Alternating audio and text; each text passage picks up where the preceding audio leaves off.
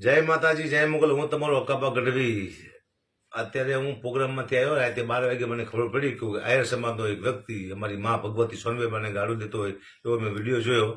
સવારના 7 વાગ્યા છે, જને જ મોઢામાં નાખ્યું નથી. હું જે કહેવા જઈ રહ્યો છું, કદાચ કોઈ કલાકાર આ બોલી જ નહીં શકે, કારણ કે એની માટે પાછી મરવાની તૈયાર રાખવી જોઈએ, તો જ આ બોલાય એમ. એટલે આયર સમાજ આની ખાસ નોંધ લેજો, અકાબા ગઢવીની. હું શું કહેવા માંગુ છું તમને એટલા માટે કે આખા સમાજ આયર સમાજને હું દોષ ન આપી શકું, એ મને ખબર છે. એક વ્યક્તિની સજા બધાને ન આપવાની હોય, હું જાણું છું. પણ આ વ્યક્તિ એવું બોલે છે કે નામ તો મારે બોલવું જ નથી, કારણ કે નામ બોલી તો અમારી માતા એમને માફ ન કરે, એનું નામે મારે મોઢે ન બોલાય. અમારી માને ગાયું દે ને અમે નામે ન બોલી. આયર સમાજનો વ્યક્તિ એમ બોલે છે સોનબાઈ માને ગાયું દે છે, મારી મા ભગવતીને.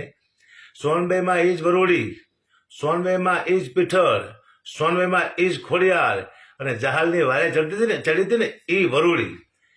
તમારી આબરૂ રાખવા માટે 4 દીકરી વારે ચડતી હોય અને તમે અમારી આબરૂ માથે આવી જાઓ ભાઈ, તો આટલા બધા સમાજ, આખો સમાજને હું દોષી ન ઠરાવી શકું. પણ અહીંયા જે બેઠા તેમાંથી એક આયર ડાયર નહોતો, એક એવો બુદ્ધિશાળી આયર નહોતો જેના હૃદયમાં કૃષ્ણ વસતા એવો એક આયર નહોતો, જે કહી ન શકે કે આ ખોટું બોલી રહ્યો છું ભાઈ તું. આ બુદ્ધિહીન માણસ જે બોલતો હતો, એની પાયસા એક ટપોળી જેવી પાયસા કહેવાય એને, એ બોલતો હતો વ્યક્તિ. એને કોઈ કહેવાનું છે નહીં ભાઈ, તમારા સમાજમાંથી કોઈ આવો મોટો સમાજ છો તમે. ચાણ આપણે લૂંટી લઈશે. શું ચાણ તમે લૂંટી લીધા? પેલા આપણે કહો તો, ચાણે તમે ક્યારે લૂંટાઈ? પ્રોગ્રામમાં આવી ચાણ અમને લૂંટી લઈશે, આપણે વખાણ કરીને. મેં 50 પ્રોગ્રામ કર્યા છે આયર સમાજના. કેટલા? 50. 2 લાખ રૂપિયા લઈશું, કોઈથી 25,000 રૂપિયા ઉપર આપ્યો નથી આવ્યો અમને.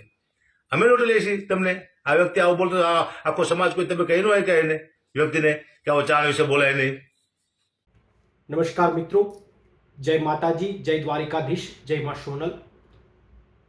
તળાજા સમૂહ લગ્નમાં એક વ્યક્તિ દ્વારા ચારણ સમાજ માટે તેમજ આ જગદંબા મા સોનલ માટે જે અયોગ્ય ટિપ્પણી કરવામાં આવી છે, એ ટિપ્પણી જેટલી ચારણ સમાજ માટે પીડાદાયક છે, એટલી જ પીડાદાયક આહિર સમાજ માટે પણ છે. કારણ કે ચારણ સમાજ અને આહિર સમાજ આદિ અનાદિ કાળથી એકબીજાને કાયમી માટે સન્માન આપતા આવ્યા છે. ત્યારે કોઈ એક વ્યક્તિ દ્વારા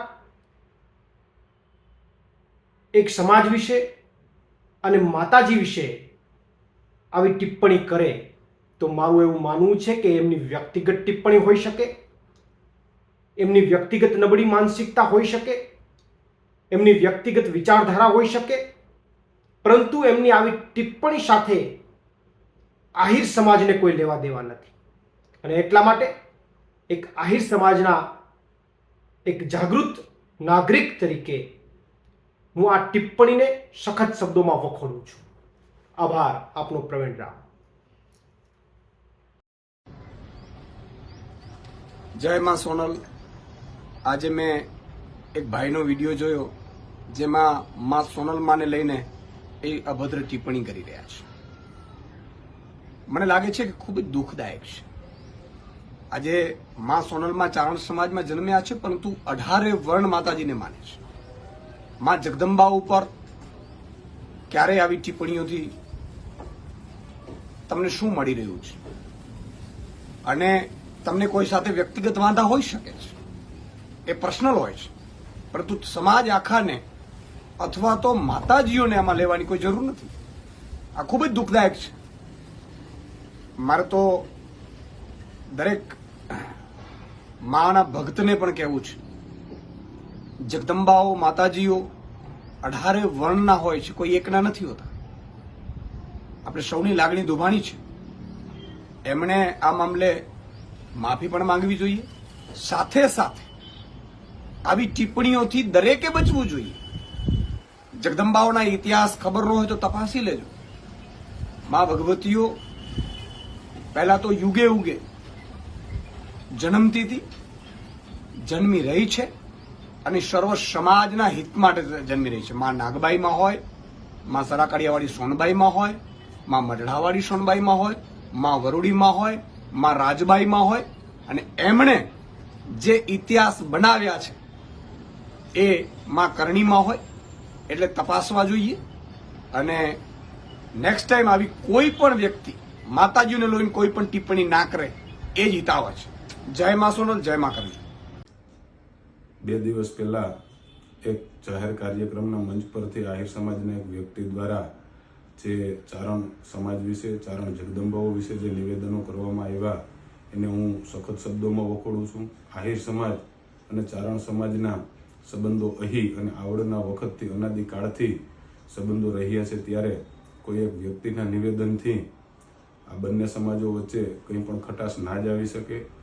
જે વ્યક્તિ દ્વારા નિવેદન કરવામાં આવ્યું છે એ નિવેદનથી ફક્ત ચારણ સમાજ નહીં પણ 18 વરણ અને આહિર સમાજની પણ લાગણી દુભાણી છે. ત્યારે મારું એવું માનવું છે કે જે વર્ષોના સંબંધો છે એમાં કોઈ વ્યક્તિના નિવેદનથી જરા પણ ખટાશ ના આવી શકે. જય માતાજી, જય દ્વારકાધીશ. જય દ્વારકાધીશ.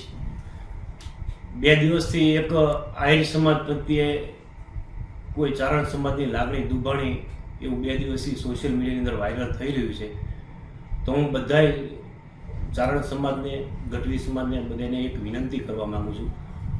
કોઈ ઉંમર લાયક દાદાએ કોઈ વસ્તુ બોલે, જીભ લપસી ગઈ હોય તો એનો હેતુ કોઈ એવો કોઈ સમાજને ઠેસ પહોંચાડવાનો નહોતો. એનો ખાસ હેતુ એવો હતો કે એક મહાશક્તિ, ચારણ સમાજ છે, મહાશક્તિ છે, એના કોઈને જ સારા કરવાની આવું એક બોલેલા છે.